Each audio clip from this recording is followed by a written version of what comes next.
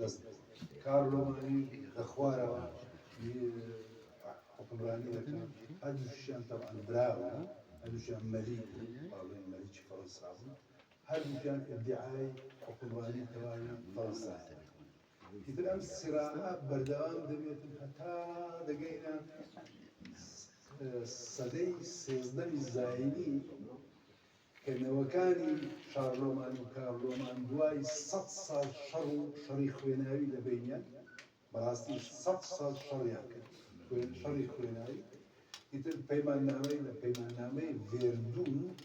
لە 1353 پەیماننامەیەک دەبەستن کە چیتر شەڕ نەکەن بەس چیتر شەڕ نەکەن یعنی نەکەن سیراع دەکەن بەس شەڕ دەکەن ئیتر وردە وردە مەساڵحیان تێکەڵ دەبی دوای 100 ساڵی تر شەڕ و شۆڕ لەبیر دەکەن یعنی ئەو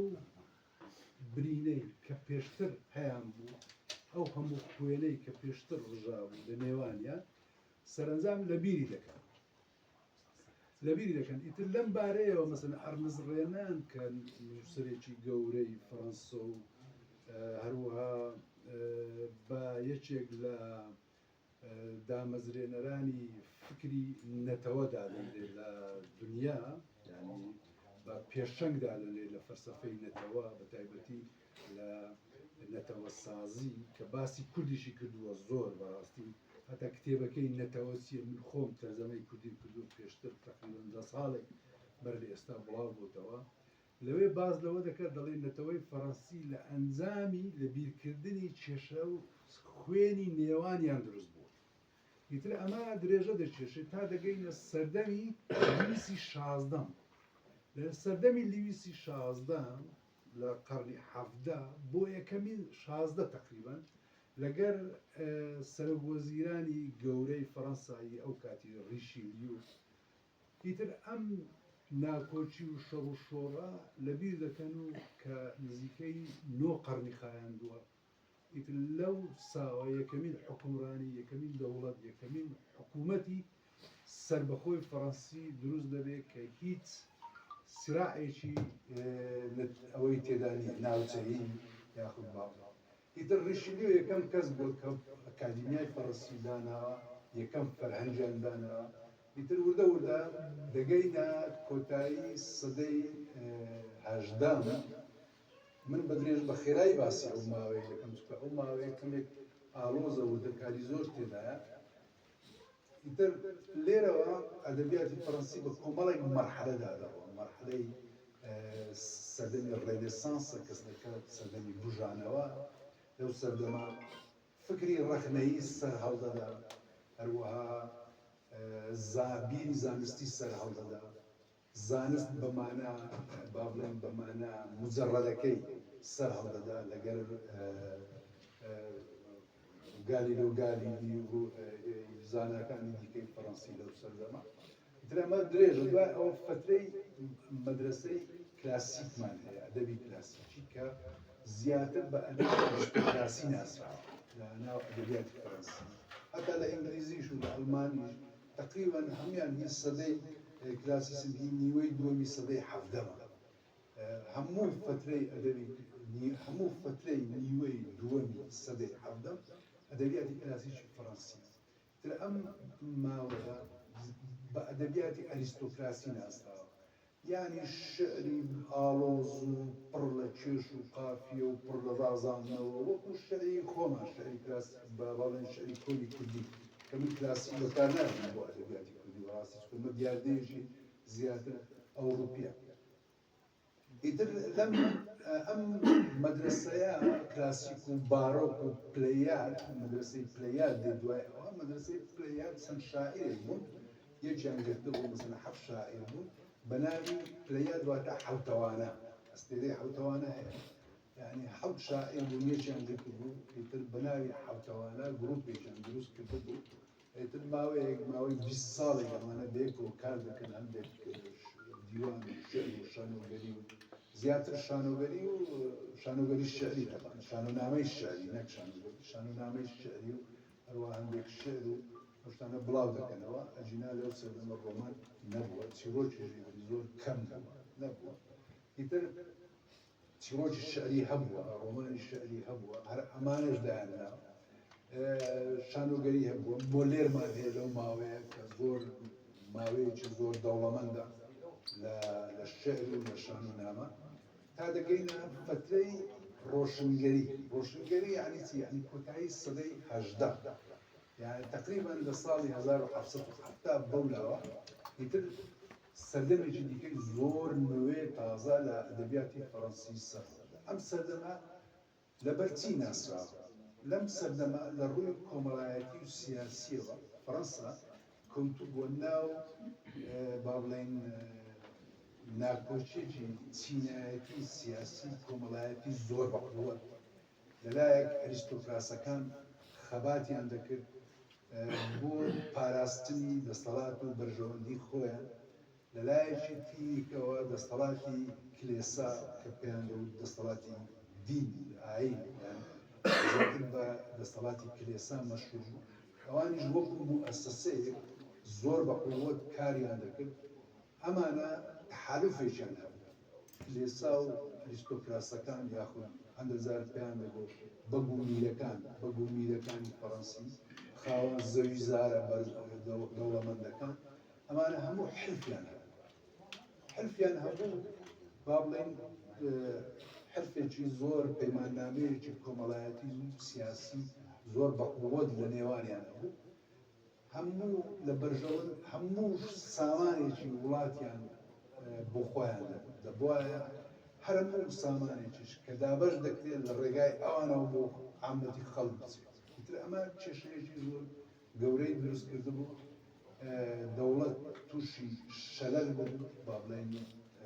خەڵک بێزار بوو ڕەخنە و ناڕەزایەکی زۆر هەبوو لە دەستەڵاتی ئەریستۆکراسی فەڕەنسی کە بە پشتگیری با بڵێن دەستەڵاتی ئاینیەوە ئیتر ئەو حکومڕانیان لەم نێوانە لە ناکاو یعنی دەکەوینە ناو پەیوەندێکی دیکە لەم سیراعەت ترسناکەی ئەریستۆکراس و کلێسا چینی بۆرژوازی سەرهەڵە چینی بۆرژوازی لە ناکاو بەڕوانینێکی دیکە دێ باز لە ئازادی دەکەن باز لە یەکسانی دەکەن باز لە برایەتی دەکەن ئیتر لەم هەڵکەوتە چەند ڕۆشنبیرێکی گەورە سەرهەڵەدا یەکەمیان ڤۆلتێر کە بانگی ئازادی دەدا رووسۆ باز لە دیموکراسی دەکات دیدرۆ باز لە زانست دەکات گرنگی زانست و فەرهەنگ مۆنتێسکیو باز لە قانون دەکات دەوڵەتی قانون وردە وردە دیالۆگێک دروست دەبێت ئەم دیالۆگە بەرەو ئەوە دەچێت کە سەرکردایەتی هەموو ئەو ناڕزایەتیانە بکات کە لەو سەردەما هەبووە لە فەڕەنسا بە تایبەتی لە ناوەندی شاری پاریس کە ببووە مۆڵەیەکی کوڵان یعنی وەکو بڵێ منزەڵێک ئاوا دەکوڵا سیراعەکە وردە وردە نزیک دەبینەوە دەگەینە ساڵی 1789 ئیتر بەهۆی لە چوارچێوەی ئەو ناڕزایەتیانەوە کلپەی شۆڕش هەڵدەستێت یعنی خەڵک داوای ئازادی و برایەتی و یەکسانی دەکرد چینی بۆرژوازی سەرپەرشتی ئەم ڕاپەڕی نەدەکات و بەڕاستی دەستەڵاتی ئەریستۆکراس و دەستەڵاتی کەنیسە بە ماوەی 10 ساڵ لەناو دەبن شۆڕشیش تەبعەن 10 ساڵێک دەخایەنی پارێزگاری نەوەی با بڵێن گروپی سیاسی یەک لە دوای یەک دێن پارێزگاری لە ئامانجەکانی شۆڕش دەکرد ئامانجەکانی شۆڕشیش زۆر سادە و ساکار بوون برایەتی ئازادی یەکسانی هەروەها باسییان لەوە دەکرد دەیانگوت دەبێت دەوڵەتی هاوڵاتی بێت دەوڵەت بۆ هەموو کەسێک بێت هاوڵاتی نابێت جیاوازی بکرێت لە بینی خەڵکەکان خەڵکەکان دەبێت هەموو وەکو یەک مافیان هەبێت دەوڵەتیش بۆ هەمووان ئیتر لێرەوە بنچینەی دەوڵەتی هاوڵاتیش سەرهەڵدەداتن یعنی لەگەر دەگەینە فترەی ناپلیۆن یەکەم هەموو ئەم ئەفکارانە وەردەگەڕێن دەبنە قەوانین کە لەو ڕۆژەوە قوانین ئەو قوانینانە تا ئێستاش وەکو بنەمایەکەن بۆ هەموو وڵاتانی جیهان هەروە دەبێت بزانین کە قانونی عێراقیش کۆپی قانونی فەڕەنسایی ئەو ماوەیە بە درێژایی 100 ساڵ ئەو قانونە داڕێنراوە یعنی هەنگاوەکان لەگەڵ شۆڕشی فەڕەنسا ئیتر مەسەلەن ئەدەبیاتی فەڕەنسی لەو فترەیە چۆش بووە لە فترەی شۆڕشی فەڕەنسا بۆ نمونە نمونەیەک دێنمەوە چونکە هێشتا زۆر مایە لە قسەی لەسەر بکەین ڤۆلتێر شانۆنامەیەک دەنووسی بە ناوی هێنری چوارە هێنری چوارە هێنری چوارە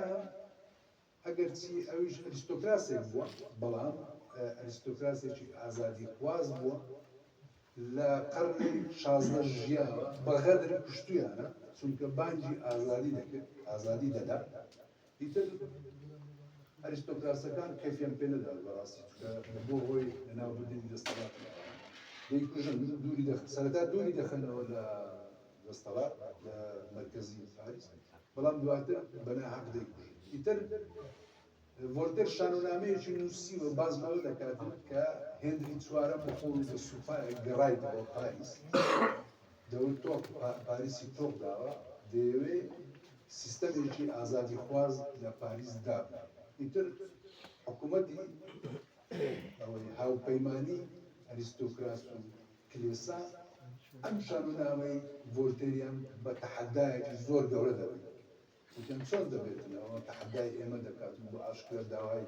وەرگەڕانی دەستەڵات دەکاتن ئەمە دەبی بجیرێ لەناو وەڵی تر ناچار ڤۆلتێر هەربێت وادەکات بێتە پەناهەندە دەدەنەوە دوای شۆڕش ئینجا دەگەڕێتەوە یعنی ئەمە نمونەیەکە بۆ ئەو هەڵکە هەر لەم ماوەیە دەبێتە سەرەتایەک بۆ ئەدەبی ڕۆمانسی ئەم فترێ بەڵام بە ماوەی فترەی پێش ڕۆمانسی لە قەڵەم دەبێت یعنی فترەی پێش ڕۆمانسی قوتابخانەی ڕۆمانسی لەم فترەیە مەسەڵەن چەند باڵێن فکری ڕوسۆمان ڕوسۆ بانگی یەکسانی دەدا بانگی دیموکراسی دەدا بانگی ئازادی و تاکە کەسی دەدا هەروەها گرنگترین شت کە لەم فترەی پێش ڕۆمانسیە بۆ مەسەلەی گەڕانەوە بۆ سروشت یعنی گەڕانەوە بۆ سروشت دێکێت لە ئایدیا سەرچەکانی ڕووسوە ئیتر ئەم گەڕانەوەی بۆ سروشتە وردە وردە دەبێتە بنچینەیەک تاکە کەسی و تاکە کەس و سروشت دەبێتە بنچینەیەک بۆ دروستبوونی مەدرسەی ڕۆمانتیکی دە 20 ساڵێک دواتر بەڵام هەر لەو ماوەیە پێشەوەی باسی مەدرسەی ڕۆمانتیک بکەین لەو ماوەیە ئێمە وردە وردە دەچینە ناو فترەیەکی ئاڵۆزتر دەگەینە ساڵی 1798 لە ناکاو شۆڕش بەلاڕێدا دەبدرێت شۆڕش فەڕەنسی دوای ئەوەی کە چەند سەرکردەیەک لەوانە دانتۆن و ڕۆبسپێر و ئەوانە دێن دەیانەوێت ئاراستەی شۆڕش بگۆڕن بە باستێکی دیکە بەڵام لیژنەی باڵێن جێبەجێکاری پاراستنی شۆڕش ئەمانە هەردووچیان ماراش حتا دەگرن و حکمیان دەدەن و لە ناویان دەبەن بەڵام لە ناکاو شۆڕش بەرامبەر بە هێز و توانای ئەفسەرێکی گەنج کە لە جنوبەوە لە کۆرسیکاوە دێتن بۆ پاریس وەکو پارێزەرێک خۆی پیشان دەدا شۆڕژێرەکان هیچیان پێ ناکرێت دەست بەسەر حکومڕانیدا دەگرین دوای 2 ساڵ خۆی دەکاتە ئیمپراتۆری فەڕەنسا پاشان سوپایەک ڕێک دەخاو لەگەر ئستوونێکی زەبەلا لە 20 کەشتی گەورە هێرش دەکاتە سەر مسر دەگرین حکومڕانی خۆی لێدادا دوای ئەوە دەگەڕێتەوە پاریس ئینجا لەوێەوە داوای ئیمپراتۆری دەکات وردە وردە دەست بە شەڕ و شۆڕ لە ناپلیۆن با بڵێن هێزێکی حکومڕانیەکی پڕ لە هێز و عەسکەری دروست دەکات ئیتر ئەم هەروەها اقتصادێکی عەسکەریش دروست دەکات لە بۆ فەڕەنسا لە فەڕەنسا بە ماوەی 10 ساڵە ئەو 10 ساڵی کە ناپلیۆن حکومرانی کردووە لە 1798 هەتا 1810 تقریبا فەڕەنسا دەبێتە وڵاتێکی دەوڵەمەند اقتصادێکی زەبەلاحی هەیە بەڵام لە سەدا شەستی بە اقتصادی عسکەری بەڕێوە دەبە وەکو وڵاتە یەکگرتووەکانی ئەمریکای ئەمڕۆیە فەڕەنسا زۆر بەهێز بووە شەڕ و شۆڕێکی زۆر دەکات آخر جار لە شەڕی واتەرلۆ ناچار دەبن ئەوروپا هاوپەیمانیی زەبەلاح دەبەستن ناپلیۆنی دوور دەخەنەوە لە فەڕەنسا دێبەن جەزیرەی سانت هیلانا لەوێن دەمینێتەوە هەتا دەمری لە 1821 ئیتر لەم نێوانە فەڕەنسا چۆن بووە فەڕەنسا با بڵێن مجتەمەعێک بووە مجتەمەعێکی ئاڵۆز نەبووە ڕاستە مەسەلەن ناپلیۆن اقتصادێکی عسکەری زۆر بەهێزی دروست کردووە بەڵام هەمووی سوپاکەی هەمووی جوتیار و هەندێک شارنشین و ئەوانە بووینە فەڕەنسا وڵاتێک بووە یعنی زۆر با بڵێن کێشەی کۆمەڵایەتی نەبووە پەیوەندی کۆمەڵایەتەکان سادە و ساکار بوون هێشتا جوانی زۆر هەبووە خەڵک هەموو بە خۆشی ژیاوە یعنی سەردەمێکی بەڕاستی خۆش بووە بەنزە خەڵکەکە لە 1816 لامارتینی شاعری یەکەمین کۆمەڵە شعری ڕۆمانتیکی بڵاو دەکات ئەم کۆمەڵە شێعرە بەڕاستی دەنگ دەداتەوە بە ناوی ڕامانەکان یاخود بیرکردنەوەکان یان هەست و بیرکردنەوەکان بە فەڕەنسی دەبێتە لێ مێدیتاسیۆن یعنی تەئەمولات بە عەرەبی یان بیرکردنەوە و ڕامانەکان شتێکی ئەوە دەکات ئیتر ئەمە شعرێکی لێتدایە بۆتان دەخینمەوە ئاخیری کە شتێکی زۆر خۆشە ئیتر ئەمە دەبێتە سەرەتای دامەزراندن مەدرسەی ڕۆمانتیکی لەم فترەیە مەسەلەن کۆمەڵێک شاعیری زۆر گرینگمان هەیە لەوانە ئەلفرێد دیلوسێت هەروە لامارتین ئینجا ڤیکتۆر هوگۆ یەکەمین ڕۆمانی زۆرە ڕۆمانی دەنووسی شعری دەنووسی هەروە شانۆنامەش دەنووسی هەمووی تێکەڵایەکە لە ڕۆمانتیک و واقعی و تا ڕادێ هیچ هەندێک ڕەمزی ئەدەبی ڕەمزیش تێدایە بەڵام بەو دەرەجەیە نییە ئیتر ئەمە تا ساڵی 1830 بەردەوام دەبێت لەگەر ستەندال یەکەمین ڕۆمانی واقعی ڕۆمانتیکی تێکەڵاو دروست دەبێت ئیتر ئەم فترەیە فترەیەکی زۆر دەوڵەمەندە لە ناو فەڕەنسا ساڵی 1815 تا 1830 بە فترەی بنیادنانەوە ناسراوە ئەم فترەی بنیادنانەوەیە حکوومەتێکی عاقڵ دێتە سەر حکوم بەڕاستی حکوومەتێک دەیەوێت ژیانی خەڵک خۆش بووە خوێندن بەرەو پێشەوە بووە پەروەردە بەرەو پێشەوە بووە تەندروستی بەرەو پێشەوە بووە پیشەسازی بەرەو پێشەوە بووە ئیتر بەڕاستی ئەم فترێ دەتوانین بڵێ بە دەوڵەمەندترین فترێ لە مێژووی فەڕەنسا کە یعنی زۆر دەبوژێنەوە ئیتر لێرەوە لەگەڵ ئەم بژانەوەیەش سراعێکی دیکەی کۆمەڵایەتی جارێکی تر سەر هەڵدەدا وردە وردە هەتا دەگەینە ساڵانی 1845 وردە وردە لە ئەنجامی ئاڵۆزبوونی کۆمەڵ دەوڵەمەندبوون گەورەبوونی شارەکان لە فەڕەنسا هەروەها کۆچکردنی خەڵک لە گوندەوە بۆ شار زانکۆکان قەڵەبارە دەبوون یعنی ئەو کاتی زانکۆی پێشکەوتیان هەبوو زانکۆی سۆربۆن 600 ساڵ بووە زانکۆی سۆربۆن لە 1250 دروست بووە یعنی بە دوو بەشەوە دروست بووە ئەو کاتی تقریبا بۆ وەکو زانکۆیەکی گەوری ئێستا 2000 تابی هەبووە مامۆستای زۆر بووە توێژینەوەیان پێشکەش کردووە یعنی ئەمانە تقریبا دەتوانین بڵێ فەڕەنسا لە 200 ساڵی ڕابردووە لەناو توێژینەوەی زانستیدا دەژین ئیتر دەگەینە ساڵی 1845 دەبینین مەدرسەی ڕۆمانتیک کۆن بووە کۆتایی هاتووە نەماوە لەناکاو ڕۆمانێکی دیکە سەر هەڵدەدا باز لە تاوان دەکەن باز لە سراعی چینایەتی دەکەن باز لە چەوسانەوەی فەلاح دەکات دیسانەکە بەدەستی ئەریستۆکراسەکان باز لە ئەو تند و تیژیە دەکرێت کە لەگەڵ قەشەکان یاخود پاشماوەی دەستگای کلێسا لەسەر خەڵک هەیە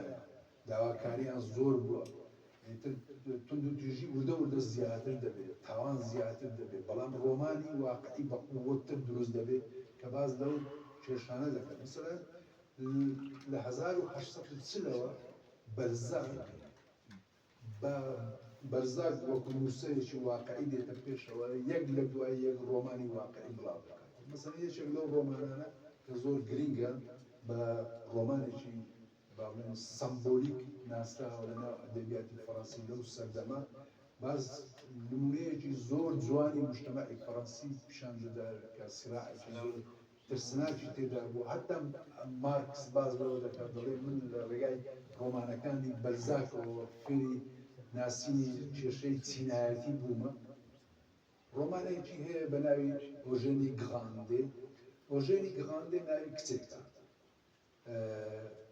لەم ڕۆمانە بەرزاک باز لەوە دەکات چۆن پارە خۆشەویستی لە ناوەوە چەند گەنجێکە با بڵێن باز لە عائیلەیەک دەکەن عائیلەیەکی با بڵێن نیمچە ئەریستۆکرات لە شارێکی دوورەدەست دەژین لە ناوەڕاستی فەڕەنسا مەنتیقەی نواف کە مەنتیقەیەکی زۆر دەوڵەمەندی کۆمەڵێک عائیلەی ئەریستۆکرات و کۆمەڵێک عائیلەی باڵێن بۆرژوازی و خاوەن زەویزار و مەلاکی گەورەی لێیە ئیتر ئەم عائیلەیەش لەو شارە دەژین شاری سۆمویل پێ دەڵێ باوکێک و کچێکن کچێکە کتەکەی 18 ساڵانە باوکچێکی هەیە کە زەویزارێکی زۆری هەیە خەریکە بەرەوە ئەوە دەچێت بەرەوە پیری دەچێت و دەمرێ نزیک دەبێتەوە لە با بڵێن لە کۆچی فەوتان با بڵێن بە کورتی لەناکاو ئامۆزایەکی هەیە لە پاریس پەیدا دەبی لەو شوێنە دێتن دەڵێ وا خۆی پیشان دەدا کە دەیەوێت ببێتە حەزی لێ دەکا و خۆشی دەوێت و ئامۆزای خۆی ئیتر کچەش ئەزمموی نییە و باوکەکەش هەر پێی دەڵێ دەبێت لەبی وریای لەم مەوزوع دەشزانێ ئەو پرۆژ دەزانێت کە هەموو مولک و ماڵ و سامانی ئەو باوکە بۆ ئەو کچە دەبینێتەوە سەرنجام پێی دەڵێتن ئەگەر ئەتو سامان و زێر و پارە و هەندێک مولک خۆتم دێ من دەچم بازرگانی دەکەم لە چی یعنی وەکو با بڵێن کراو لەسەر نانێک بووە ئەم دیاردەیە ئیتر دوای ئەوە بە پارەیەکی زۆرتر دەگەڕێمەوە ماڵێکی دادوێنێ نازانم چی ئیتر بەرزاک زۆر بە جوانی باز لە سیراعە کۆمەڵایەتیە دەکات ئیتر کوڕە پارەی دەبا و دەڕوا و جارێشکە ناگەڕێتەوە بەڵام کوڕەکە لەلایەن کەسانی دیکەی بەدەستەڵاتتر و فێزانتر پارە و سامانەکەی لە بەردەست دێتە دەرێ کچەکەش لەناو ماڵی خۆی دەبینێتەوە ئەویش دەبێتە قوربانی ئامۆزاکەی دوجار هەر بە کچێنی دەبینێتەوە هەتا دەبێت ناکات لەناو ماڵەکەی بەتەنیایی دەژێ لە کاتێکە باڵێن باوکی بەجێ دەژێت ئیتر ئەمە ئەم سیراعە مەسەلەن ئەم نمونە زۆر سەرەن ئەم ڕۆمانە زۆر سەرنجڕاکێشە کە باز لەوە دەکات قورسایی واقعی کۆمەڵایەتی کە چۆن خێزان تێک دەدا ئینسان تێک دەدا ناسنامەی دەسڕێتەوە تر وردە وردە ئەم ئەدەبی با بڵێن واقعی کۆتایی سەدەی 19ەمیش درێژە دەکێشێتن بەڵام ئەم جارە دێتە ناو هەنگاوێکی تر وەردەگرێت بە ئەدەبی سروشتی خوازی کە زۆلا لە ڕوانگەیەکی ترەوە دێتن باز لەم دیاردەیە دەکات دیاردەی کێشە کۆمەڵایەتی و سیاسیەکان ڕۆمانی با بڵێن کێشەی واقع لەناو مجتەمەعی فەڕەنسی ئیتر مەسەلەن ڕۆمانی نانا هەیەشێکە ناوی ژنێکە پاڵەوانی ئەو ڕۆمانەی زۆلایە چۆن مەسەلەن لە شارە ئەمجارە نەک لە گوند لە شاردا چۆن ژن دەبێتە قوربانی با بڵێن سیرا و هەوەسی پیاوەکان پیاوە دەوڵەمەندەکان هەروەها ڕۆمانی مەدام بۆڤاریمان هەیە چۆن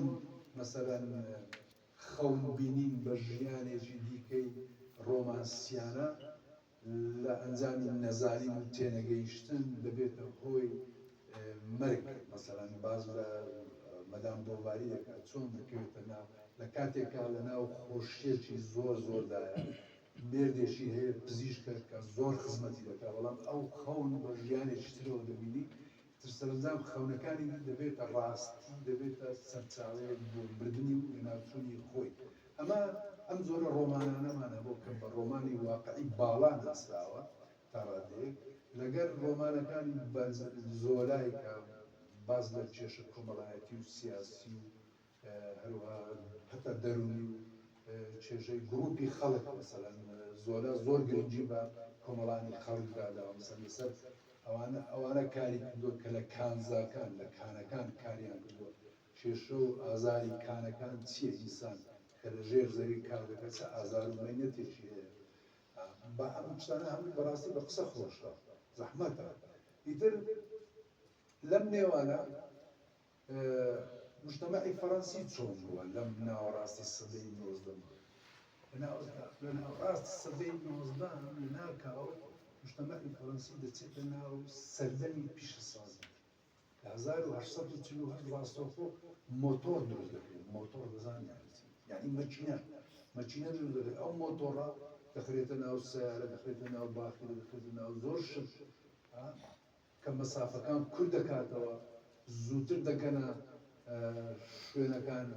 زووتر دەستیان دەگاتە سەرمایە و سامان و کۆکردنەوەی سامان هەروەها فەڕەنسا تقریباً 30 ساڵە بۆتە وڵاتێکی کۆلۆنیالیستی نیوەی ئەفریقا و نیوەی ئەمریکای لاتی ئەمریکای شیمالی داگیر کردیە جنوبی شەرق ئاسیای هەموو داگیر کردووە وردە بەرەو مەنتیقەکانی ئێمە دێ ڕۆژهەڵاتی ناوەڕاست کە لە کۆتایی سەدەی سەرتای سەدەی بیستەم دەگاتە ڕۆژهەڵاتی ناوەڕاستش سووریا و بەشێک لە کوردستانیش داگیر دەکات ئۆکێ لەم نێوانە ئەم 1848 با بڵێن نەک 1848 یەکەمین شۆڕشی پیشەسازی لە ئەنجامی دروستکردنی ئەو داهێنانی مۆتۆر دروست دەبێت ینی داینامیزم یعنی حرەکە یعنی ئۆتۆ حرەکە ئەم شتانە ئیتر لێرەوە هەنگاوێکی دیکە نوێ خوازی سەرام دەدا مەدرسەی نوێ خوازی نوێبوونەوەی ئەدەبی پێشوو هەمووی بە ئەدەبێکی کۆن لە قەڵام دەدرێت ئیتر ئەدەبی نوێ سەرام دەدا لە کۆتایی سەدەی 19 هەتا 1930 بە ئەدەبی نوێ لە قەڵام هەتا 1920 عەفوان بە ئەدەبی نوێ لە قەڵام دادرێت لەم ماوەیە کۆمەڵێک شاعری زۆر گرنگ هەیە لەمانە بۆدلێر و ڕامبۆ هەروەها ڤێرلین و ئینجا زۆلا و ئینجا پروست و ئەپۆلینێر و پروست لە لەگەر پۆل ڤالێری ئەزمونێکی تەبعاً پۆل ڤالێریش ئەزمونێکی شێعری زۆر سەرنجڕاکێشی هەیە کۆتایی لە 1920 ئەزمونی پۆل ڤالێری لە 1920 دەست پێ دەکات هەتا 1920 لەم ماوەیە مەسەلەن 10 ساڵ پێشتر پۆل ڤالێری دەڵێ کۆتایی بەوە دێنی چیتر شعر بڵاو ناکەمەوە یعنی هیچ معنای نییە شعر بڵاوکردنەوە یعنی باز لە کۆنتێکستی ئەدەبی ئەو فترەیە دەکەم بەلایەوە شتێکی زۆر یعنی ئەوەیە یعنی بێمانایە تو هەر شعر بنووسین بڵاوی کردنە دەڵێ دەبێ ئەمە ئەزمونێکی ترم هەبێ من هەر چ بڵێم هەر شتێک بنووسم ناتوانم تەجاوزی بۆدلێر بکەم ناتوانم تەجاوزی ڕامبۆ بکەم ئەوانە ئەزمونی ئەدەبی زۆر پێشکەوتوو بە قووەتم دەبێ شتێکی تر بکەم ئیتر پۆل ڤالێری ماوەی 20 ساڵی ڕەبق دەچێت خەریکی توێژینەوە لێکۆڵینەوە دەبێت لەسەر شەعر ئەم شەعر دەنووسێت بێگومان بەڵام نەک بۆ وڵاوکەم ئیتر کە دەگاتە ساڵی 1920 یەکەم کۆمەڵە شعری خۆی وڵاو دەکات و هەر ئەو کۆمەڵە شعرەیە و هیچی تر بەناوی جۆن پارک ئەم أزمون الشعرية براسي زور نوێیە يعني دەبێکی شعرێکی زۆر تازەیە زۆر نوێیە زۆر جیاوازە لە ئەزمموی سەدەی 19 ئیتر لێرەوە ئەدەبی نوێ فترەی ئەدەبی نوێش کۆتایی پێدێ لە ناکاو فەڕەنسا کەوتۆتە ناو جەنگی جیهانی دووەم یعنی شەڕی دووەمی جیهانی باڵێن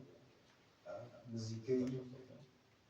20 ملیۆن کەس دەکوژرێتەوە ئەو شەڕە نەگەریسەی لە 1914 تا 1916 درێژە دەکێشێت لە ئەلمانیا و فەڕەنسا و بەلژیکا و هۆڵەندا و ئیتالیا نەمسا 20 ملیۆن کەس بە خۆڕاییە يعني هیچ معنای نەداشت بۆ خۆشیان جار بەزار لە مێژ و واز دەکەن غەبی بووین شەڕەمان کردووە بەڵام کە دەستێن ناو شەڕ بیر لەوە ناکەنەوە کە غەبیە یعنی شەڕەکە درێژەی پێدەدەن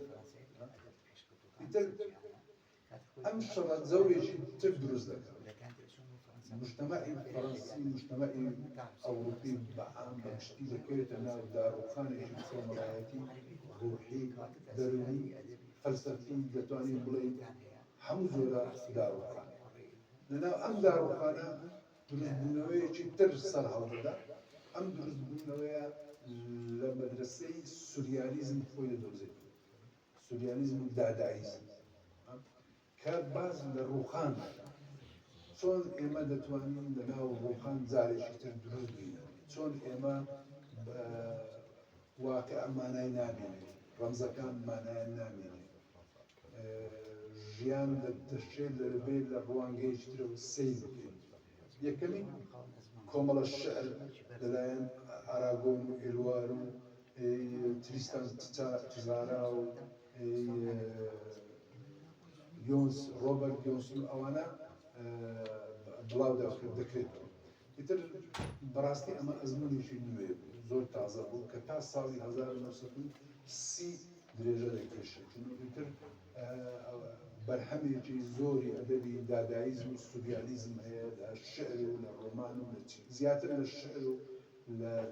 چیرۆک و لە هونەری شێوەکاری و پێکەفتاشی کەمتر لە ڕۆمان ئەمە بەرهەمێکی زۆر دەوڵەمەندە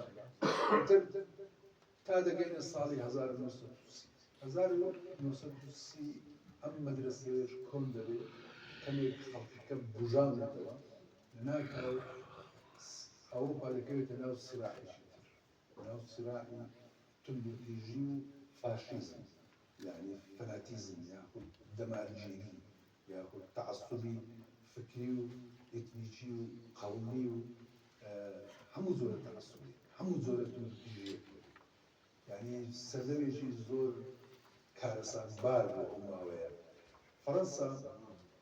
هەموو ئەوروپا بەدەست توندوتیژی و بەدەست فەناتیزمی قەومیەوە دەناڵێنن ئیتر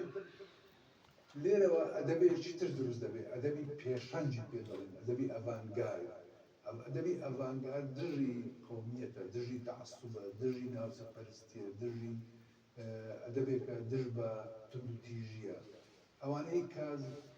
سەرکردایەتی ئەو ئەدەبەیان دەکرد لەوانە پۆل ئێلوار واز ئەراگۆن ئەوانە هەموو واز بە سوریالیزم دەبن هەروە سام ئەگزوپێری کتێبی ڕۆمانی بچکۆ ڕۆمانێکی بچکۆلەی هەیە بەلای میر ئەوانەی زۆر بە تاخۆن بیکە ئەو بە ئەدەبی پێشەنگدا دەبێت کە ئەدەبێک کە زۆر کاریگەری هەیە لەسەر با بڵێن ئەدەبێکی زۆر بە کاریگەرە بەڕاستی و پەروەردەکەری زۆر بۆ پەروەردە زۆر گرینگە بۆ مناڵ میخوێنێتەوە کۆمەڵێک تا ئێستا نزیکەی 9 تەرجەمەی هەیە لە ناو کوردی بەڕاستی 9 کەس تەرجەمەی کردووە هەتا ئێستا بۆ خۆم جورئەتم نەکرد تەرجەمەی بکەم و لە خەونیش یعنی لە پرۆژەمدا تەرجەمەی بکەم بەڵام پێشتر 9 تەرجەمە هەیە وتم بۆ خۆم شتێکی ترەوە خەریکەم گری کردە بەس لە هەتا ئێستا لە فەڕەنسیەکەی وەک زارکراوە زۆر مهم نییە زۆر باش نییە پێم تەرجەمەی هێشتا باشتری دەوێ بەڕاستی چونکە بابەتەکە سەرنجڕاکێشە من لەگەڵ ئەوەدا نیم یعنی تێکستی ئەدەبی لە غەیری زمانی خۆی وەربگرێت غەڵەتە چونکە جوانی هەموو تێکستی ئەدەبی لە زمانی لە زمانەکەیە نەک لە فکرەکە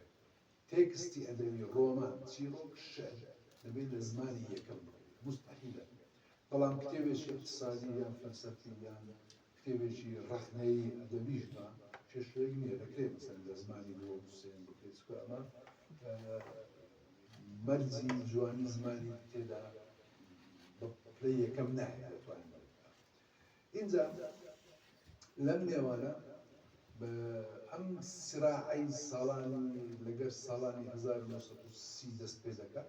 کۆتایی فترەی نوێخوازی تقریبان دەتوانین بڵێن لەگەڵ ئەڤانگارد ئەدەبی ئەڤانگارد یاخود ئەدەبی پێشەنگ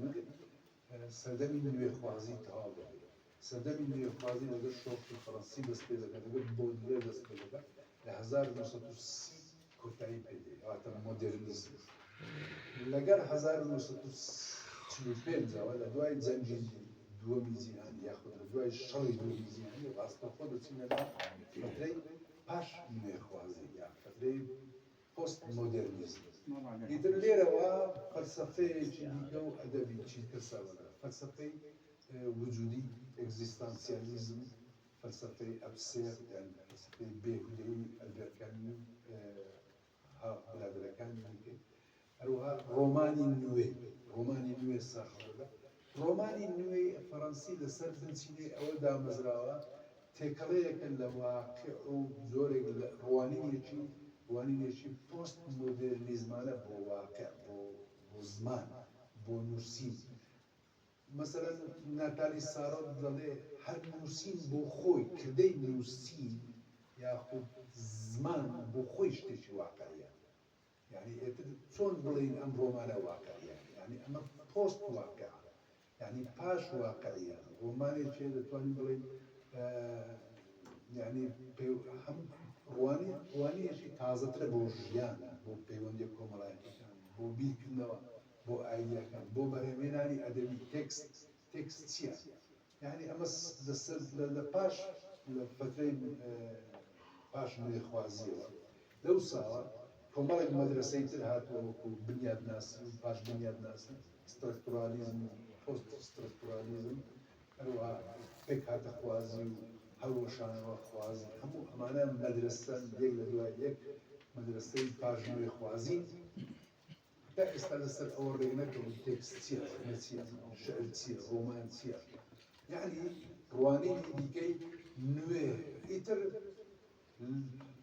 لەگەڵ با بڵێن دوای جەنگی جیهانی دووەم یاخود با بڵێن دوای شەڕی دووەمی جیهانی کە دروسترا ئەدەبێکی نوێ ئەدەبی پاش نوێخوازیمان هەیە کە تا ئەمڕۆ بەردەوامە کۆمەڵێک نووسەری زۆر سەرنجڕاکێش هەیە مەسەڵەن ماوەیە مەسەڵەن بە ژان پۆل سارتەر و ئەلبێر کامیو وەکو پێشەنگ ئەدەبی نوێ وجودی و سێر هەروەها دوای ئەوە گروپی ڕۆمانی نوێمان ناتالی سارۆت و ئالان ڕۆبری و ئەمانە هەن لەگەڵ کلۆد سیمۆن و ئەوانە پاشان ئەدەبی پۆست با بڵێن سترکتورالیزمان هەیە ڕۆڵان بارت و ژیرار ژەریف و ئەوانە هەموو ڕەخنەگری نوێن بەڵام ئەوەی کە زۆر گرینگە ئەم مەدرسە نوێیانە چۆن بوو ئەم مەدرسە نوێیانە بە کاریگەری با بڵێن پێشکەوتنی توێژینەوە لە بواری فیلۆلۆژی و زمانناسی دروست دەبێت لە کۆتایی سەدەی 19 و سەرەتای سەدەی 20 دەزانن مەسەڵەن لە بەدرێژایی مێژووی تا دەگاتە کۆتایی سەرەتای سەدەی 1900 توێژینەوە لە زمان لە چوارچێوەیەکی زۆر تەقلیدیدا کە پێی دەوترا فیلۆلۆژی بکوتی فیلۆلۆژی واتە توێژینەوە لە زمان فەرهەنگ و مێژوو تێکستی کۆن ڕۆژهەڵات ناسەکان داهێناوە ئەو تێرمە سیلڤێستر دووساسی داهێناوە کە یەکێکە لە پێشەنگە ئەرزوودەنان داهێناوە کە لە پێشەنگانی ڕۆژهەڵات ناسی ئیتر فیلۆلۆژی هەموو ئەو سەرچاوە ئەو توێژینەوانە دەگرێتەوە کە لەبارەی ڕەخنە و زمان و ئەدەب و ڕێزمان و هەموو ئەوانەدا بەڵام کە دەگەینە 1900 لەگەڵ کارەکانی فێردیناند دو سۆسور تیۆرێکی دیکەی زمان کە بە تیۆری بنیادناسی ناسراوە زمانی بنیادناسی زمان ئەمە زمان زیاد دەکاتەوە لە هەموو بوارەکانی تر وەکو دەستگایەکی سەربەخۆ لە قەڵەمی دەداتن ئیتر وەکو بنیادێک زمان ئەمە طبعا خۆشە ڕاستکردنی بەڵام وەخت کەمە ناچینە ناو ئەم بوارە ئیتر ئەمە دەبێتە سەرچاوەیەک بۆ ئەدەب لە پاش جەنگ یعنی کاریگەریەکانی فێردیناند و سوسۆر بەڕاستی لەگەڵ ساڵی 1960ەوە دەست پێ دەکات لەگەڵ سەرهەڵدانی پۆست سترکتورالیزم یاخود پاش بنیادناسی لەگەڵ کارەکانی ڕۆڵان بارد کە کاریگەری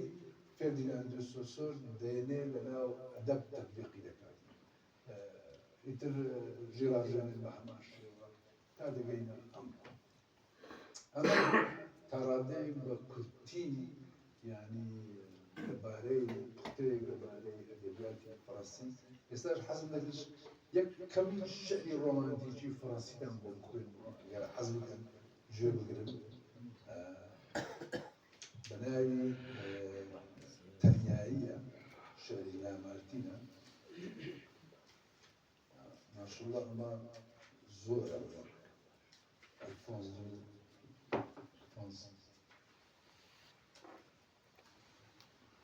تەنیایی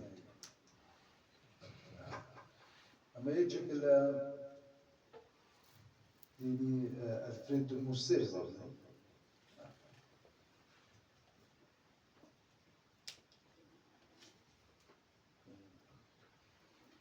تەنیایی ئەمە طبعا زۆر ناسراوە زۆر ئەم شعرە دەبێ بزانن لە ساڵی چەند نووسراوە 1816 لە کاتێکە لامارتین کە نووسیبێتی لە خۆشەویستەکەی زیاد بووەوە چۆتە منتیقەیەکی شاخاوی بەتەنیا دانیشتووە ئەم شعرەی نووسیوە کەوتۆتە ناو خەم و خەفەتێکی زۆر گەورە بەڵام لە هەمان کات کچەکەی نەخۆشە زۆر کچەکەی لامارتین لەلایەک کەوتۆتە ناو باڵێن جیاوازی خۆشەویستی لەلایەکی تر کچەکەی زۆر نەخۆشە ئیتر هەموو ئەمانە بۆتە مۆتیڤی شعرەکە و بازە تەنیایی خۆی دەکرێت زۆر جار بەسەر شاخ لە سێبەری پیرەدار بەڕوو لەگەڵ خۆر ئاوابوون بە خەمباری دادەنیشتن نیگام بەناو دەشتی بەرامبەر دەجێڕا دیمەن وەک تابلۆیەک هەردەم دەگۆڕە لێرەوە هەڵدەقوڵا ڕووباری پڕ لە شەفۆ دادەبەزی پێچاوپێچ گا بەملە گا بەولە لەناو تاریکایی دوور بزر دەبوو لەوێشەوە دەریاچەی مەنگ قوتی دەدا ئەستێرەی ئێوارەش لە ئاسۆی پیرۆزەی سەری دەردێنا لە دوندی شاخی داپۆشا و بە دارستانی تاریک کازێوە دوا تیشتی خۆی پەرش دەکردەوە گالیسکەی تەمی شاژنی تارماییش هەڵدەکشا دەمێکە سپیە لێوارەکانی ئاسۆ لەگەڵ ئەمەش بەقەد تیر هاوێژێک دەنگێکی حەزین لە ئاسمان بڵندە بووەوە پیادە دەوەستا و سەدای زەنجی گوندیش تێکەڵ بە دوا دەنگ و هەرای نەمانی ڕۆژ ئاوازێکی پیرۆزیان بگەیان بەرامبەر بەم دیمەنە ناسکانە گیانی بێباک بوو هیچی دەرنەدەبڕی لە دڵگیری نەدڵفڕێنی وەک تارماییەکی ئاوارە سەرنجی خاکم دەدا خۆری زیندوانیش چیتر مردووان گەرم ناکاتەوە بێهودا نیگام لەم گرد بۆ ئەو گردەچوو شەماڵ لە باشوور گزنگ دەخۆراوە هەموو ئەم بێپایانیە دەگەڕام دەمگوت بەختەوەری لەکوێیە بە من چی ئەم دۆڵانە ئەم کۆشکانە ئەم کەپرە لە توش و پەڵاشانە هەموو ئەمانە بۆ من ئیتر دڵڕفێن نین ڕووبار تاوێر دارستان تەنیایی شیرین تەنیا بیری یەکێک دەکەم ئەویتر هەمووی سەحرایە بە نیگایەکی بێباک سەیری هاتوچوونی خۆر دەکەم لەناو ئاسمانێکی تاریک یان پاک کە ئاوا دەبێ و هەڵدێ ئیتر بە من چی چاوەڕێی هیچ شتێک ناکەم لەم ڕۆژگارە گەر بتوانم شوێن پێی خۆم هەڵگرم نیگام تەنیا سەحرا چیتر نابینێ هیچم ناوێ لەوانەیە ڕۆشنیان دەکاتەوە هیچ لە گەردوونی بێپایان ناخوازم بەڵام لەوانەیە لەودی و بازنە و چێوەی خۆر بەڵام لەوانەیە لەودی و بازنە و چێوەی خۆر شوێنێک هەتاوی ڕاستەقینە ئاسمانی تر ڕۆشن بکاتەوە گەر بتوانم جستەی بێجیان و لێ جێ بهێڵم خەونێکە زۆر چاوەڕێم کردووە بە حەقیقی ببینم پێشکەشی ئەو کتێبخانەیە زۆر سپاس بۆ جەنابی دکتۆر پرۆفیسۆر دکتۆر محسین ئەندامی ئەکادمیای کوردی و پێشتر مامۆستا لە زانکۆی سەلاحەدین ئێستاش هەم مامۆستا و هەم ئەندامی ئەویان نەزانی هەم ئەندامی ئەکادمیای کوردی و مامۆستا لە زانکۆی سەلاحەدین بەڕێزان نازانم گەشتێکی بە چاوان کار محەممەد دێمە خزمەتت گەشتێکی بەڕاستی زۆر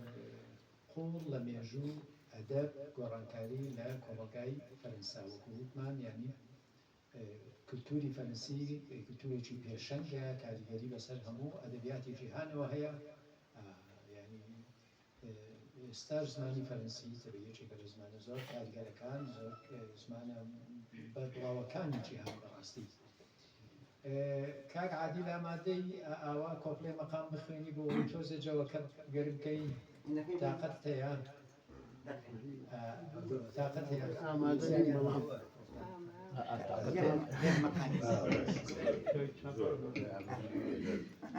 نازمەکە خۆی ئامادەنی بەڵام پیادەم چی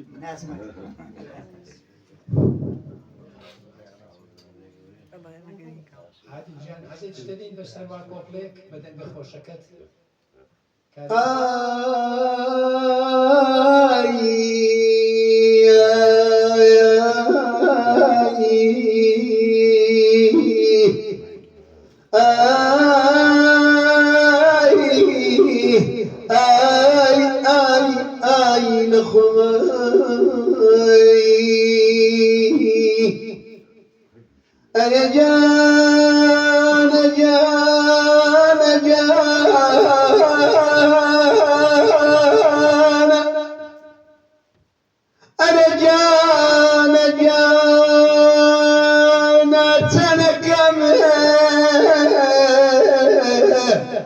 أو خيالي بيبستم ومن آخرتني أنا برنا آخرتني وتوارتي وينبستم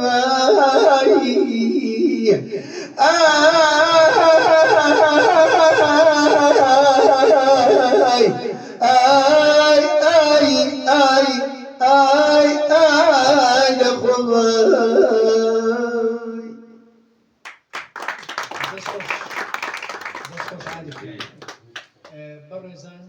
جەنابی دکتۆر ئامادەیە وەڵامی پرسیارەکان هاتەوە کاک محەممەد یەکەم کەس بوو دەستی بەرز کردەوە بە چاوان جەباری جان بە چاوان مامۆستا دێمە خزمەتی ئێوە بە پێی بەرزکردنەوەی دەستەکانتان کاک محەممەد جان فەرموو دەست خۆش دکتۆر بەخێر بێت بۆ کەرکووک ئەرستۆکراتەکان لە سەرەتای سەرهەڵدانی شۆڕشی فەڕەنسا لە کتێبی عاشقە ناودارەکان بەرگی یەکەم و دووەمی سێمی حەمەی موکری زۆر بەباشی بەجوانی پێناسیانەکە نازانم تا چەند ئاشنای ئەو کتێبانن سێ بەرگە من هەرسێکم خوێندوێتەوە ئەرستۆکراتەکان هاوشێوەی لویسی شانزەهەم یاخود لیوی چونکە بە هەردوو ناوەکە ناوی هاتووە نەک هەر لویسی شانزەهەم بەخۆی بەڵکو باوکو باپیریشی ستەیجیان لە ماڵ هەبووە بۆ شان و بۆ ئەو شتان یعنی دەستگیروەیی تەواوی هەموو ئەو شانۆکار و شاعیر و ئەو توێژانی کە ڕۆشنبیری ئەو سەردەمە بوونە دەستگیرۆیانی کردووە مێژووی کورد کەمتر نییە لە بابەتی فەڕەنسا هەم لە بواری ئەدەب و هەم لە بواری هەموو ئەو بارانی ترە بەڵام ئەوەی کە بووەتە مای نیگەرانی ئێمە شانشینەکان یاخود سەرۆکەکان یاخود ئەوانە بەلای شان و علم و معریفەیان نایەن. یعنی ڕۆژان مامزرالی لە دەچێت مەسەلەن پارکی ئازادی کردەوە و بەرنامەی دروست کرد و کۆمەڵە شتی تری دروست کرد، شتی ترمان نەبینێ بەڕاستی دەستگیروی ئەوانە ناکەن. ئەوەی کەلای من پرسیارە ئەم گەلە کە فەڕەنسایە چی وای کردووە هەر لە ئەزەلەوە ئەم ڕۆشنبیریە لە لای تاک بە تاکی ئەرستۆکرات و شانشین و هەموو ئەوانە شابێت، یعنی چی وای کردووە ئەمە ببێتە هەوێنی ئەوەی کە ئەم گەلە گەورەی لێ دروست بێت. جا هەمووی مکری لە شوێنی کە باسی لە عاشقە ناودارەکانە شتێکت لەبیر چوو پێم خۆش بوو لەسەری بوەستی لەبەرەوەی ئەویش مێژووی فەڕەنسایە باسی ساحیرەکان زۆر بەباشی ئەکات، یعنی ساحیرەکانی فەڕەنسا هاوشانی ئەدەب دۆست و شاعیرەکان و ئەوانە ڕۆڵیان هەبووە. سپاس. والله دەزانی چۆن یەکسەر وەڵام دێنەوە خۆشترا خۆی ئەوەی من پێشکەشم کرد ئەوە وەکو دەڵێن ینی ئەوەی پانۆرامایەکی خێرا بوو ئەوەی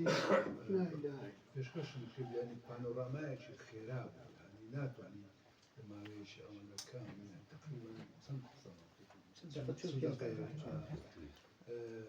باز لە مێژووی ئەدەبی بە 1500 نابێت بەڕاستی بەس ڕاستەکەی ینی بەڵام ئەوەی کە بۆتە هۆی ڕۆشن فکری یاخود بە زیندویی نەتەوەی فەڕەنسا فکری سەرکردەی واقعیە، سەرکردەی با بڵێن لەناو ئەریستۆکراسەکانیش بۆ خەڵکی واقعی و ڕۆشن فکر هەبوو. لویسی شێزدەم یان لووی چواردەم کە بە پاشای خۆر ناسرا بوو، یعنی ئەمە یەکێک بوو لە پاشا هەرە عاقڵ و زیرەکەکان کابرایەک بۆ حەزی لە هونەر بۆ حەزی لە ئەدەبێت، بەڵام لە پاڵاوەشەوە مەسەلەن شاعیرێکی فەڕەنسی هەر ئەو سەردەمە مۆلێر گاڵتەیان پێ دەکە بە ئەریستۆکراسەکان دەڵێ یعنی چی مەسەلەن فەلاحەکیش ئەگەر ژیانی خۆش بێ ئەویش حەز دەکات مۆسیقای لێدا شعر بخۆی بنووسی ئێوەنیان خۆی وایە، بەڵام ئەو شتێک بۆ پاشایەک هەڵدەکەوێت بۆ فەلاحێکی هەر ناکەوێت ئێوەنیان ئیتر ئەو پاشا لویسی شازدەم بەڕاستی ئەویش خزمەتی فەڕەنسی کردووە زۆر بۆ یەکەم جار مەسەلەن تەوحیدی فەڕەنسای کردووە لە کاتێکە ئەمانە ماوەی 100 ساڵ سیراع و سیراعێکی خوێناوی لە نێوانیانە، ینی هەمان ئەو بەزمەی ئێمە پێی تا دێت تێپەڕین ئەوان ئەو کاتی لە بیریان کردووە. اینجا باز لەوە دەکات مەسەلەن ڕۆنساری شاعری ئەو فترەی ژیاوە ئەو فترەی کەباتی ئەوە بڵێن ناکۆچی خوێناوی کە لە بینی فەڕەنسەکان دەرێ وەڵڵاهی ئەگەر پیا و پرتەقاڵێکی هەبێ حەز دەکات مەسەلەن داوەشیکان لەگەڵ پارتیەک خۆی بخۆ پارتیەک بدات ئەو بەرامبەر زۆر عیبەتوو مەسەلەن پرتەقاڵەکە هەمووی لۆ خۆت بیدانشی زیت سەیری ئەوەی تر بکەیت بۆ خۆت بخۆی ئەوی ترش زیت بە چاوی زەق سەیرت بکا و هیچی نەبی بەڕاستیش وایە بێمەعنایە مەسەلەن ئەمڕۆ سەردەمی فکری نوێخوازیە، سەردەمی بەشداریکردنی هەموو شتێکی خۆتە لەگەڵ ئەویتر بەبێ ئەویتر ناتوانین یعنی مەسەلەن ئەمە وال لێ دەکاتن مەسەلەن واقعیانە بی ڕێزی ژیانی خۆت بگری با بڵێن ڕێز لە ئەوانی تریش بگری با بڵێن بە هەز دەکەم بابەتەکە بەو شێوەیە کەمێکیش ئالۆزیشەوە نیە دەست خۆش مامۆستاستا فەرموو. دکتۆر گیان بەخێر بێ سەر چاو دەست چاو خۆش بێ ئێمە ئاگداری نەزانن دکتۆر تا حوسێن کە لە فەڕەنسا تەواوی کردو ڕۆیشتەوە ئەوزان لە مەسر ڕێبازی ئەدەبی مەسر یان عەرەبی هەمووی گۆڕی ئەمە یەک و نووسەرە ڕووسیەکان کاتێک لیان قەمەوە ئەنا ئەحماتۆف و جەماعەتەکەی ئەچن بۆ فەڕەنسا زیاتر بۆی زیاتر هەم خۆیان پێشکەن هەم لێژ ئازادی کردێ، بەڵام پرسیارەکە من ئەوەی بۆچی لە باشوور لای خۆمان زیاتر ئەدەبی ڕووسی تەرجەمە کراوەتە کوردی فەڕەنسی نەکراوە؟ ئایا عاتیفەی وەرجێڕەکانمانە کە هەڵگری بیری مارکسیم یان شتی تر هەیە؟ دڕۆست بەس وەڵای واز دەکەم ئەمە خۆشە پرسیارێکی زۆر فەڕەنسا کورد لەگەر فەڕەنسا پەیوەندی ڕاستە و خۆی دەگەڕێتەوە بۆ ساڵانی هەشتاکان ڕادێک یعنی بزانە یەکەمین وەزبەی قوتابیانی کورد کە دەنگ دەڕوا نیە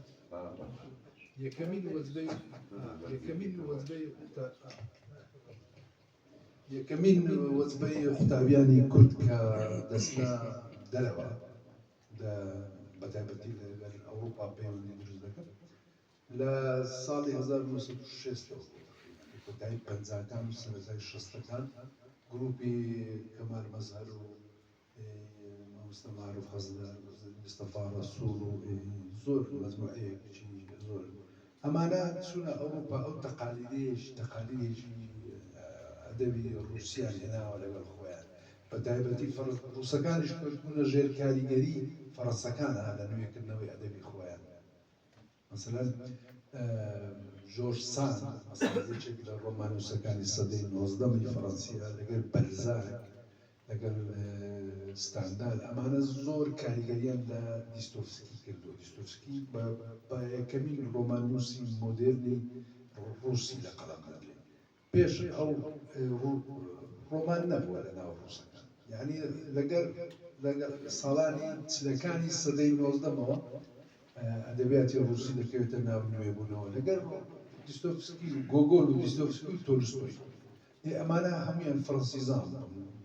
بەرهەمەکانی بەرزاک و ستاندال و جۆرج ساندیان بەتایبەتی جۆرج ساند زۆر کاریگەری لە دیستۆفسکی کردو یعنی بەڕادەیە کە جۆرج ساند باوەڕکەم لە 50کان کۆچی دوایی دەکات دیستۆفسکی شەر دەبێت ماوەیەک هەفتە خەیولی ناکەین یعنی عاشقی جۆرج ساندی و عاشقی بەرهەمەکانی بووە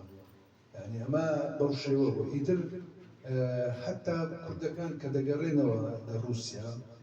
ئەو تەقالیدی مەدرسەی ئەدەبی فەڕەنسی و رووسی کە سەرەتا ڕۆمانتیکە و دوای ئەوە واقعی و دوای ئەوە واقعی ئیشتراکی ئەوەش تەقالیدی ئەوڕۆپیە لەگە خۆیان دەینە ناو ئەدەبیاتی کوردی لە کاتێک کە شتێکی ئەوە لە ناو ئەدەبیاتی کوردی نییە ئەدەبیاتی کوردی ئەدەبی کۆنمانەیە هەتا تقریبەن هەتا 1900 دوای ماوەی نوێبوونەوەی هەتا 1900 هەتا گۆران کۆچی دوایی گۆران ئەدەبی فترەی نوێبوونەوەی زمان و ئەدەبیات و مجتەمەعی کوردیە دوای ئەوە ئەدەبی نوێیە لەگەر شێرکۆ و لەتیف و پەشێ و ئەوانە گروپی دوای گۆران ئەدەبی نوێیە ئەدەبی هاوسەرخ و ئەوانە مەسەلەن ئەم کۆنتاکتە لەگەڵ ئەو گروپە دەست پێ دەکات ئیتر ئەو ئەدەبە رووسیت زووتر پێش فەڕەنسیەکان دەکات بەڵام فەڕەنسیەکان دەتوانین بڵێن لەگەڵ حەشتاکان دەستی پێکرد لەگەڵ گروپی ئەو برادرە بازی محەممەد موکری لەگەڵ وەرجێڕانی کتێبەکانی ئەلبێر کامی و سارتەر و ئەوانە دەستی پێکرد مامۆستا دانافەر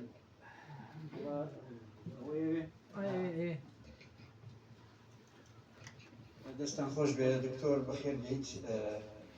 بابەتێکی بە پێز بوو بابەتێک سەردێکی مێژووی ئەدەبی فەڕەنسی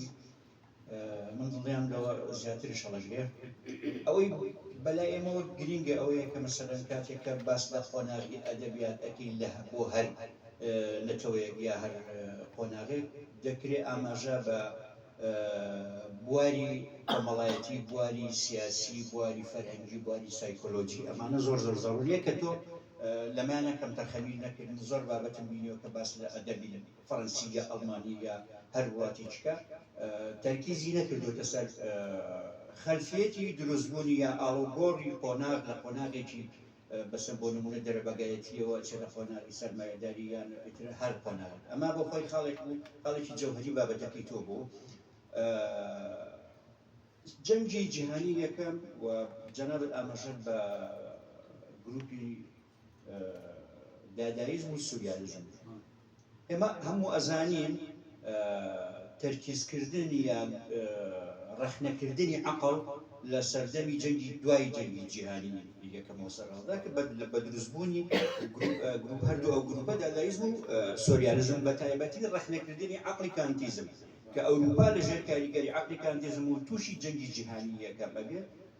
ئەمەیە جەوهەری مەسەلەکە کاتێک کە تۆ نەتوانی دەست بۆ عەقڵ ببەی معناوە ناتوانانی نە ئەدەبەکەت پێشەکەوێت باردۆخی کۆمەڵایەتی پێشەکە ئێستا مەسەن بۆ نمونە محەممەد عابد جابریمان هەیە نەقد العقل العربي جورج طرابیشی جوابێ داتەوە يعني سر ئەوەی کە محەممەد عابد جابری بۆ پرۆژەیە دەست پێکەوە جورج طرابیشیش بۆ قوڵاییە وڵامی داتەوە بەڵام ئایا عقلی عربی یا عقلی کوردی توانیوێتی بێتە عقلی فەڕەنسی توانیوێت ئەمانە هەمووی کاریگەری ئەوەیە کە تۆ خوێندنەوەیەکی مەبەستم تۆ نییە مەبەستم خوێندنەوەیەکی دقیق نییە بۆ ڕەخنا یا بۆ عقلی نەتەوەکەت بۆ ئەوەی ئەدەبەکەت پێشکەوێت بۆیە من ئەمە بەشێکی وەڵامی تەرکیزم لەسەر بابەتەکەی جەناب بۆ بەشێک بۆ وەڵامی ئەوەی کە بۆ ئەدەبی کوردی بەم ئاراستەیە بەڕاستی ئەمە نیمانە ڕەخنەکردنی عقڵمان نییە کە ڕەخنەکردنی عقڵمان نەبوو ئەدەبیش پێش ناکەوێت بۆ سایکۆلۆژی ئینسانیش پێش ناکەوێت دەست خۆش بێ زۆر سپاس بۆ ئەوش هیچ قسەیەک نییە تەنیا بە ئاراستەی قسەکانی ڕاستیەکەی من هەروەکو ئیزافەیەک بۆ قسەکانی کاردانە شتێکی ئەوتۆ نییە زیاتر بە هەمان ئاراستەوە دەڕوانم لەناو ئەدەبیاتی کوردی بەداخەوە هەشتا توێژینەوە زۆر نوێیە یعنی ئەمە یەکێک لە موشکلە هەرە گەورەکانمان زانکۆکانمان ناوەندەکانی ڕۆژوژینی تر دەبێ پرۆژەی استراتیژیان هەبێ چکە ئەو سەردەمە ڕۆی مەسەڵەن سەردەمی کۆن نییە ئێستا حکوومەت هەیە دەستگای هەیە وەزارەت هەیە مؤسسات هەیە یعنی دەبێ بس لە ناو نوێ خوازە ئیتر دەبێ واز لەو ئەوەیە بێنن یعنی ئەو ڕوانینە کۆنەی پێش و دنیا زۆر گۆڕاوە یعنی بەڕاستی زۆر گۆڕاوە دنیا هەتا ئێستا مەسەن زانکۆکانمان گرنگی و بایەخی زمانی کوردی نازان هەتا ئێستا لە زانکۆکان زمانی کوردی لە سەد تا 60-70 دەخوێنرێت لە بەرزبەت ئامادەی هەیە یعنی کارە سازە مەسەڵەن پێویستمان بە توێژینەوەی نوێ پێویستمان بە فێربوونی مێتۆدۆلۆژی بابڵێن نوێ بۆ بیرکردنەوە بۆ نووسی پێویستمان بە بەرهەمهێنانی فکری و ئەدەبی و هونەری زۆرە دەکرێت مەسەلەن ئەم شتانە هەمووی بخرێتە ناو پەروەردەش چونکە ئەمە هەمووی بەرهەمهێنانێکی کۆمەڵایەتیە هونەریش بەرهەمهێنانێکی کۆمەڵایەتی وەنێ ئیتر ڕاستە ئێمە مشکلەمان هەبووە لە کۆندا لەم 100 ساڵی دوایی کەوتونەتە ناو تونندوتیژی و ماشەڵڵا کورد ئەوەندە تونندوتیژی وەرکەوتووە بوویتە ئەوە یعنی باڵێن داستانە بۆ خۆی هەر باسی تونندوتیژیەکانی خۆی بکە لەوانەیە بەرهەمی ئەدەبی زۆر جوانی لێ دەربسی بەڕاستی ئیتر یعنی ئیشی هەیە هەموو ئەمە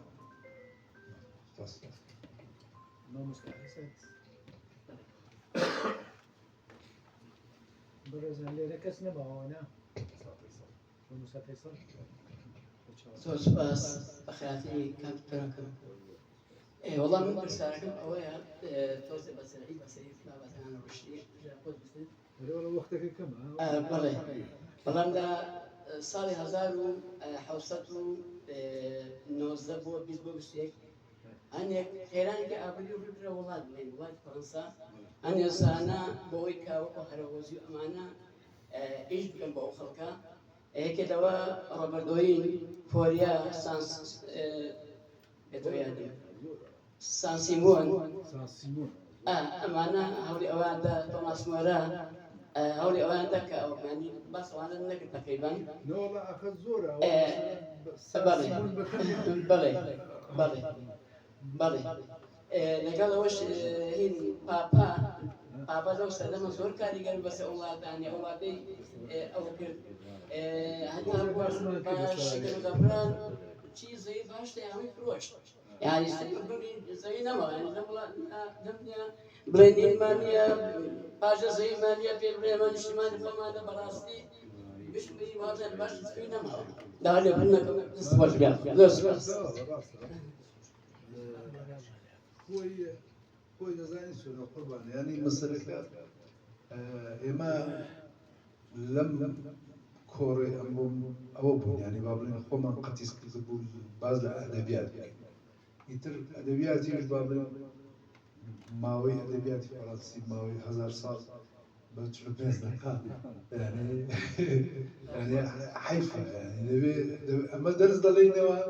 لا أدبي أو من 20 ساڵ لە بەشی فەڕەنسی ئەدەبی فەڕەنسی سەدەی 19 و 20 دەڵێمەوە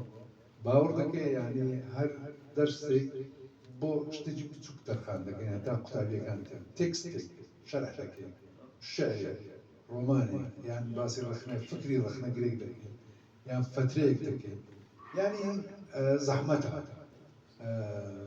باز بە مەوسوعەیەک بکەی لە خلالی غدا دەست خۆش بێت سوپاس بە تێبینیەکە وەڵاهی ڕاستە سان سیمۆن یعنی سان سیمۆن ئێستاش کاریگەری هەیە لەناو مجتەمەعی فەڕەنسی ئەمڕۆ شۆڕشی فەڕەنسی کاریگەری هەیە شۆڕشی فەڕەنسی کاریگەری لە ئەوەش کردووە لە کوردیش کردووە مەسەلەن دروستبوونی یەکەمین نخبەی سیاسی کوردی لە کوردستان حزبی هیوا زۆر کەوتبوو لە ژێر کاریگەری کە لە کەرکووک زۆر بەقووەت بوو حزبی هیوا مامۆستا ڕەفیق حەلمی سەرۆکی حزبی هیوا نەبوو لە کەرکووکدا دەنیشت فەڕەنسیزان نەبوو یعنی دەتوانین بڵێن بە پێشەنگی فرانکۆفۆنی کوردی لە قەڵەم دەدرێت کەوتو بۆ ژێر کاریگەری فەلسەفەی شۆڕشی فەڕەنسی فەلسەفەی سیاسی شۆڕشی فەڕەنسی ئازادی و برایەتی و یەکسانی دڵداری شاعریش لەگەڵی ئەوێ بوو هەتا ڕەمزی نافعی ئەوەی هەولێر ئەویش لەگەڵیان بوو هەموو ئەمانە بەیەکۆ کاریان دەکرد و نەبوو ئەم مێژووە پێویستە باسی بکرێت بەداخەوە باز ناکات مامۆستا فەیسڵ فەرموو ئەوە مایکەکەت بۆ دێ دکتۆر جان زۆر بەخێر بێ دەست خۆش بێ پرسیارێکم لەسەر شعری تەنیایی ئایا وەرجێڕانی جەنابتە ئەمە یەک سوپاس دەکەم پرسیاری دووەم نزیکە لەوانەی ماوەسە ستار و ماوەسە دانا باسی کرد فەڕەنسیەکان لە کاتی داگیرکردنی وڵاتانە زۆر بایەخن بەلایانی ڕۆشنبیریەدا تەنانەت فەڕەنسا بەناوبانگە بە داگیرکردنی ڕۆشنبیری لە وڵاتانە ئایا حتا ئێستا پاشماوەکانی لە تونس و جەزائیر و سووریا ئەوانە دیارە حتا لە لوبنانیش داگیرکردنی سووریا وەکو ڕۆژئاوای کوردستان کە بەشێکە لە سووریا ئایا هیچ قۆناغێکی ئەدەبی فەڕەنسی یا ڕێبازێکی فەڕەنسی کاریگەری نەکرد لەسەر ڕۆژئاوای کوردستان سوپاس دەکەم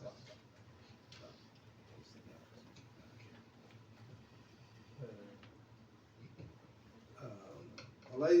پرسیارێکی باش جێ خۆی بوو بە نسبەت کوردی سووریا بەتابەتی ڕۆژئاوا طبعا لە 1970 کە ڕۆژهەڵاتی ناوەڕاست لەلایەن فەڕەنسا و بەریتانیا داگیر دەکرێت